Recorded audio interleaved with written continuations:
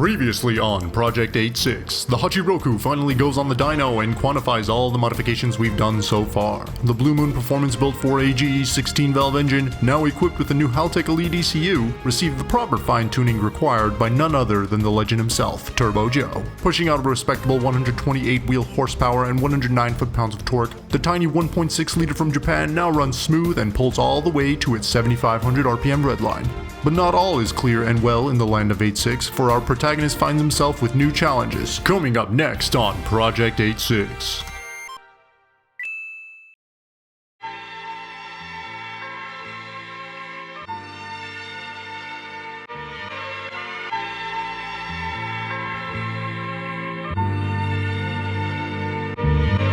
Alright guys, this is day 2, so the day after the dyno pulls. Joe wanted the car to stay there overnight so he can make sure that the cold start tune and everything else was up to par with his standards. And then we're gonna pick up the car and take it to get smogged. So fingers crossed, we got one more hurdle to jump over. I could give you guys a driving impression and review of the car as it sits now, because finally all the mechanical components that have to do with the engine itself are pretty much done. I don't think I have anything else to do, hopefully. Yeah, I can't think of anything right now. The rest of the stuff is gonna be like suspension and brake related and cosmetics. So I did rev it a few times while I was on the dyno, and it felt a lot, more muscular.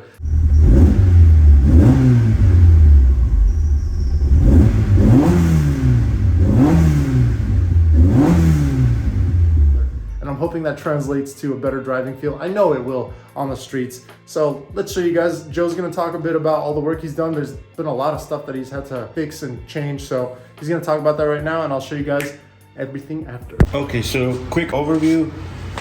The car is now running on a Haltech Elite 750 ECU. We're still using our OEM factory harness. So what I've done is converted the connector that used to connect to factory computer, depin it and convert it to connect directly to a Haltech now.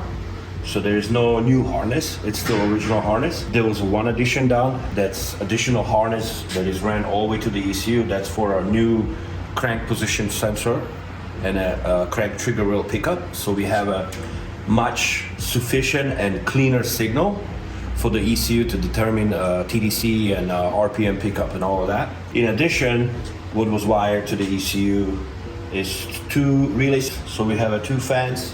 Each fan is controlled individually based on the temperature. So the computer will switch on one fan at certain temperature, and if the temperature keep rising, let's say it's a hot day, or let's say you turn the AC on and the secondary fan needs to kick in, it will kick in to bring the temperature down. As the temperature goes down, one of the fans turns off. Once you let's say go at the freeway speeds and there's enough air coming in, the primary fan shuts off. We eliminated the factory ignition module. You can call it igniter. It's running a Bosch single channel smart igniter, which is right here. We're still using an OEM coil pack. The ignition module is attached to it, but it's not being used. The car is still 100% factory equipped equipment, including the intake, although it's not tuned anymore on the flap. It's tuned with volumetric efficiency, it's tuned on speed density. So the computer uses calculation of map sensor, TPS, RPM, and then there's correction for coolant temp and intake air temp. Also, the car is equipped with a Bosch LSU 4.9 wideband sensor. So it's not only for constant feedback to the ECU to review in case of data logging, but it's also, now that the car is finished tuning and I have all my target table set up, now it's active and works as a short fuel trim and long fuel trim. So if, for instance, you go to a higher elevation and then the ECU will recognize that there's not necessary to run X amount of fuel, it will begin to withdraw the fuel. Or in event of, let's say, hypothetically, there is some type of air leak and the compensation needs to be done, the computer will begin to compensate for that, and I can review it and see additional table that the computer begin to build up. It's called long fuel trim table correction. So the computer established for X amount of time, X amount of fuel kept constantly needed to be added in certain areas, certain RPMs, certain loads, and it builds up the table. Now I can look at the table and choose to either overlay the table into my main fuel table, or I could zero it out but use that table as a diagnostic tool to realize, okay, there's a large amount of fuel being added or large amount of fuel being withdrawn, and I can use it as a diagnostic tool to see what is the main cause. It could be, let's say, computer it's withdrawing a lot of fuel in, let's say, partial throttle area. It could be simply caused by failure on an evap system, and the fuel fumes are constantly being sucked into the intake manifold, causing a rich condition. Day 3.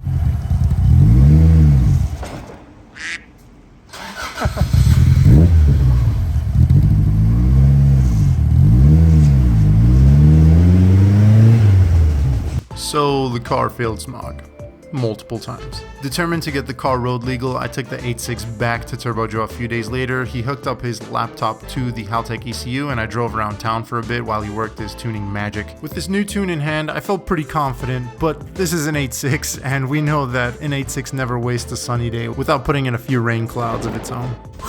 All right, this car is just the gift that keeps on giving, guys. So the car just randomly stopped in the middle of the road, and thankfully there was a really nice gentleman that helped me push the car over to this residential area. I don't even know where I am. It's like it's a pretty ghetto area, actually. Yeah, so I'm waiting for AAA to tow my car for the millionth time or so that I've owned this thing. And we're gonna take it back to the tuner to see what's up, because he had just adjusted the tune.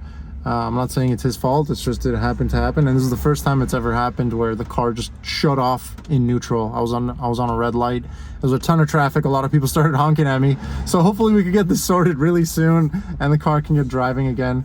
But man, this thing just, it's like it wants to die, and I'm not letting it die. I just keep putting more time, money, and work into it. So yeah, I'm just sitting in the car now, and of course in California it's like the first time this year that it's actually pouring rain. So yeah, when it rains it pours. What a ride. You know, I want to take this moment to talk about the human condition and psychology and what people are going through. So I've got the hazards on and I'm in the middle of the road. It's clear, it's an old car, it's from the 80s. And this dude's just blaring his horn. He's got his hand on the horn, he's holding it. I'm like, look, dude, if I could move, I would. I can't. I clearly can't. And I've got the hazards on, so, you know, turn your turn signal and pass me. And I was just thinking, I'm like, man, what's going through this guy's mind? And he had like some brand new BMW. So yeah, stereotypical owner, but I don't know. And thankfully, I mean, on the opposite end of that coin, there was a really nice guy on the side of the road.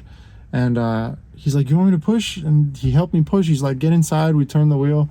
I came to this residential area.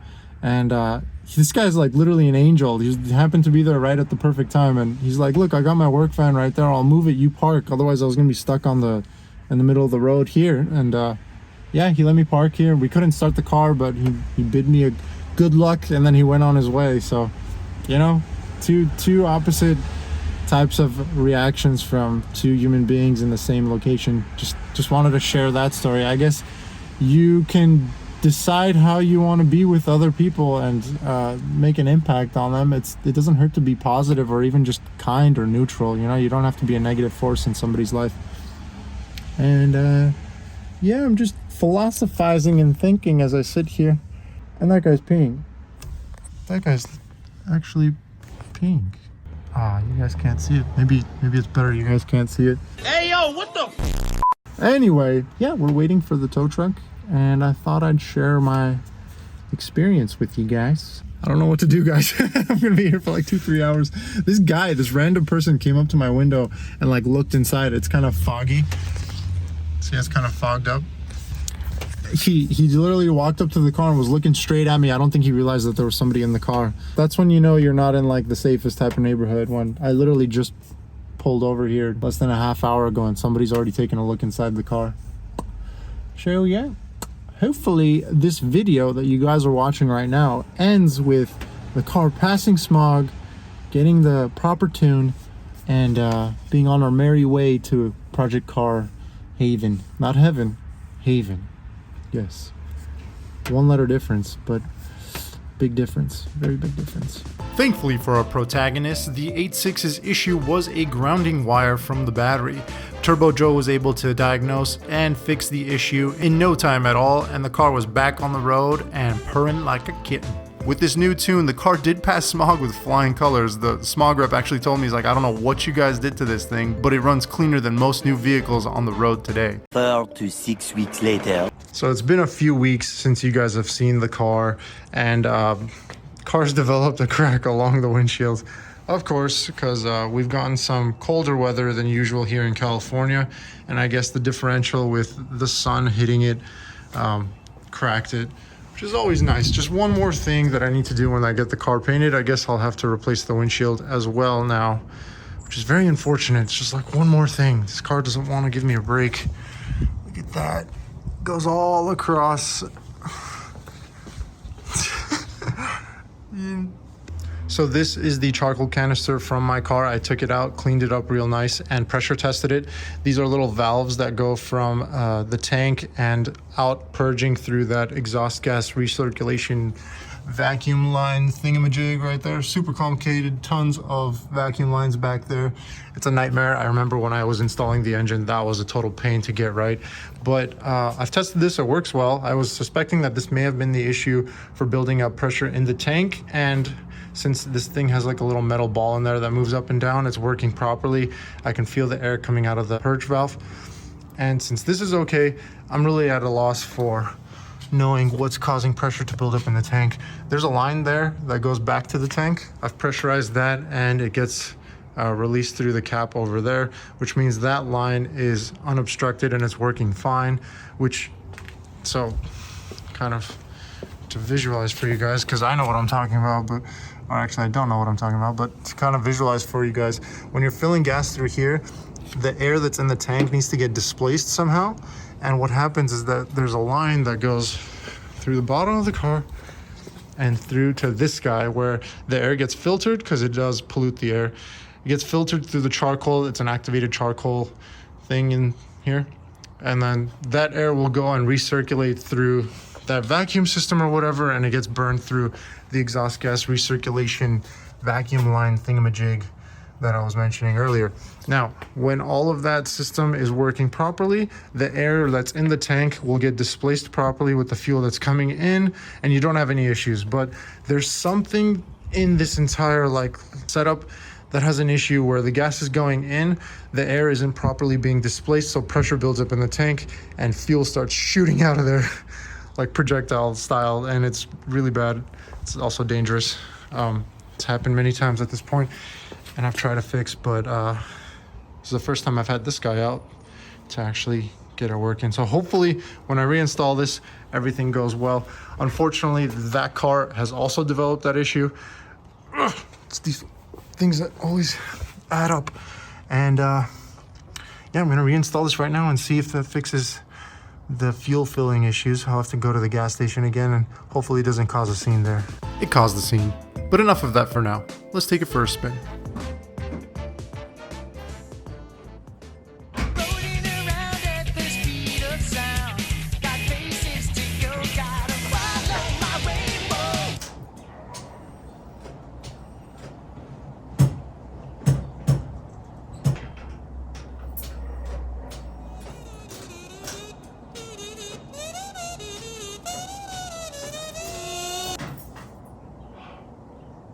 So the car won't start, and it's probably my fault because it's been sitting for a bit, but it doesn't seem to be a battery issue because one, the car has a brand new battery, and two,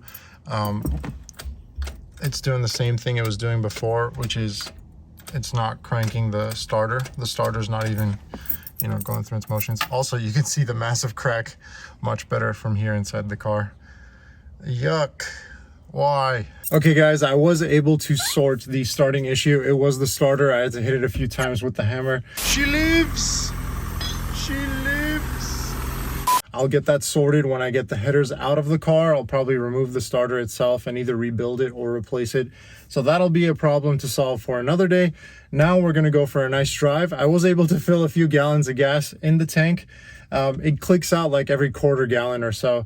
So I was just being really careful. It did spew some fuel out again, which means I need to fix that issue as well. It's just a lot of things, but for now, let's focus on the positives, which is the car's driving. It's starting, and we're gonna go take it for a spin, and I'll give you guys my kind of first impressions on this new tune. The car drives completely differently from before. It's like a totally transformed vehicle, and you would hope so after all the time, money, and effort we've spent on this brand new engine and the Haltech ECU tune and whatnot. So yeah, let's go for a drive, and I'll tell you guys all about it. That was a weird start, and the exhaust is rattling. You guys can hear that. This car basically, it hates me, and I'm doing everything in my power to make it love me. Let's see, sometimes I can rev it out and the rattling will stop. Hopefully that goes away, so the audio will be pretty clean, or as clean as it can get. There's a lot of NVH in this car, so noise, vibration, and harshness. I think that's what it stands for. There's a lot of that in this car. It's just a lot of stuff moving, and you can hear everything. So right off the bat, the car does feel a lot more eager to move, and that's in large part due to the lightweight flywheel. But now that the engine's properly tuned, that power is just there. Before, there was a bit of hesitation. It felt like maybe there was a fueling issue, or the car wasn't breathing well. I don't know what it was, but after this Haltech ECU has gone in place, it just feels like it's always ready to push more and more. And since the revs climb so quickly, you realize that even though the red line's at around 7,500, you quickly run into that and you have to shift, which is it's a pleasant feeling. All right, I'm gonna give it the beans.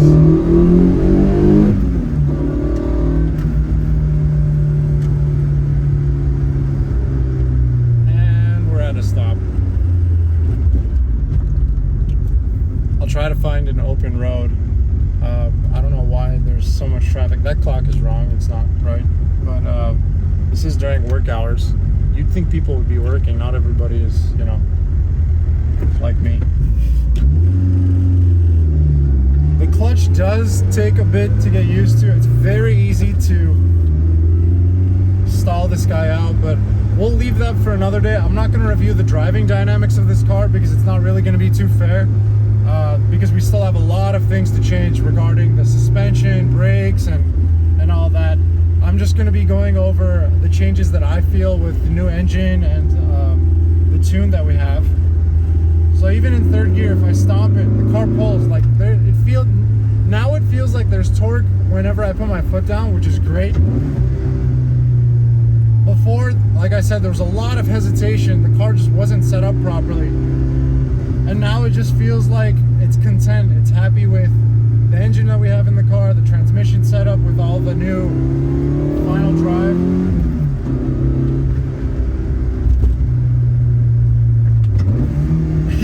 You want to just keep shifting in this thing.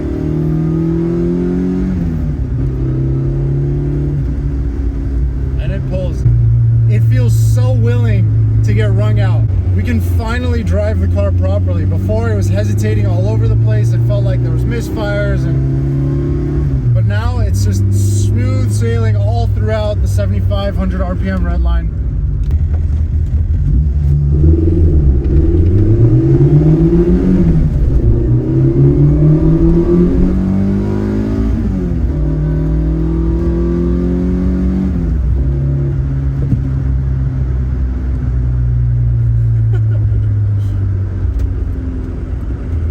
It is so easy to be one of those people in this car and just be a total asshat.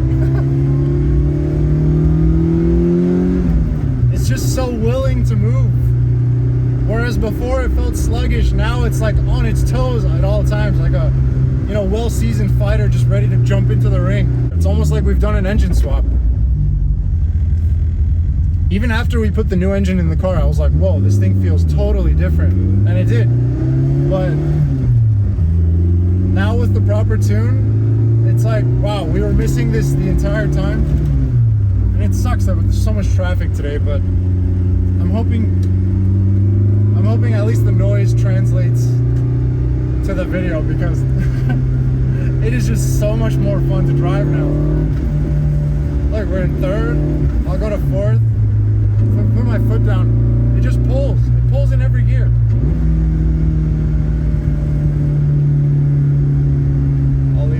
space in front of me.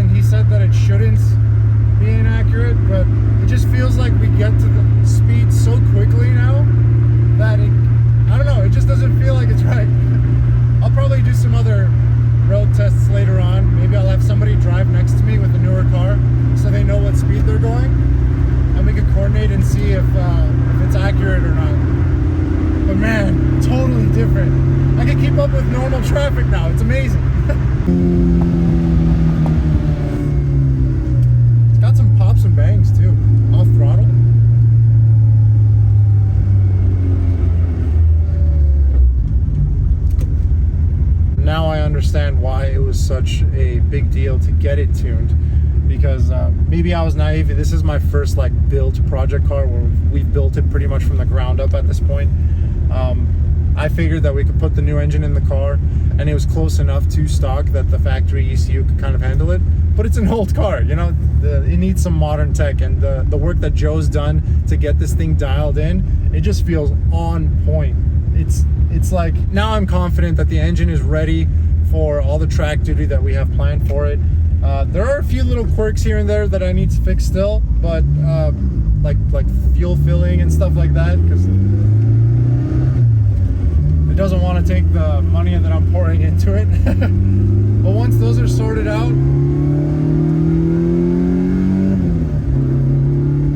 the rest is just going to be like cosmetics and suspension related. Brakes, we've got a big brake kit coming for the car. I already have it, it's just we have to install it. I've been hesitating on that one just because new brake lines do have to be made, and I don't know if I'm going to give that to a shop to handle or not, because brakes are pretty important and I don't want to screw that up. I've done a big brake kit before, but the work that's involved with this particular kit is going to be a little bit more involved of a process. So I think I'll give you guys one more pull and then I'll be quiet so we can get some like more driving noises, and I think that's gonna be it for this video. I do want to do more driving style videos with you guys, but the car just started getting driver ready. It hasn't really been set up properly for the road up until this point. So yeah, next up I think we're gonna tackle this exhaust rattle because it is bugging me. I don't know if it's coming out on camera, but you can hear it when you're driving.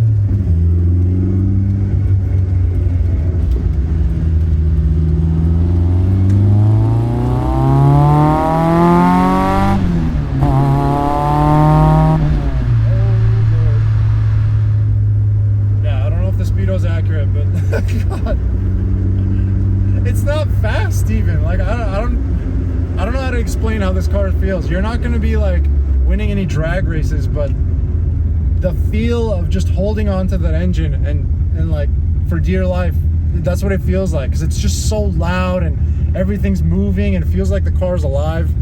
It's a totally different feeling from newer vehicles on the road today, and I think that alone is what makes these cars so special. It's something that's being lost in this new wave of cars that are coming. You're kind of losing this analog feel, and obviously it's good to have a bit of a balance. This thing is obviously way too skewed on the analog side, but that's why it's a borderline street track car that we're building this into. It's supposed to give you that analog relief that you don't really get with anything relatively new.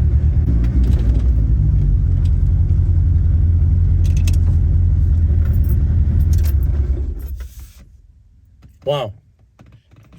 You don't realize how loud the car is until you shut it off and you're at peace again. Oh, this is nice. Yeah, this is definitely not a type of car that you'd want to be driving every day. It's totally doable. I mean, in terms of comfort and stuff, it's nice to have larger bucket seats. And I've got this car set up. It is mounted to the chassis. This is perfect for my ride height. It's not movable, so nobody else would really be able to drive it unless they're exactly my size. To sum things up, this car is totally transformed after the Haltech tune from Turbo Joe.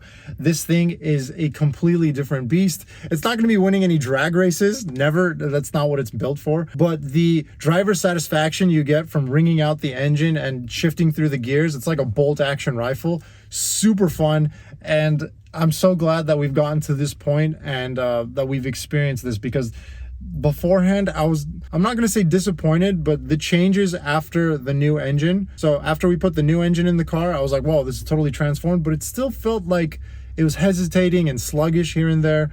But now it just feels like it's totally dialed in. There are still a few issues here and there, like the exhaust rattle, the fuel fill issue, and a host of other things, such as the new crack that we have on the glass from just sitting around not doing anything, which is always nice. This car just wants to bug me all the time, and I guess for you guys that's pretty okay, because that means more content.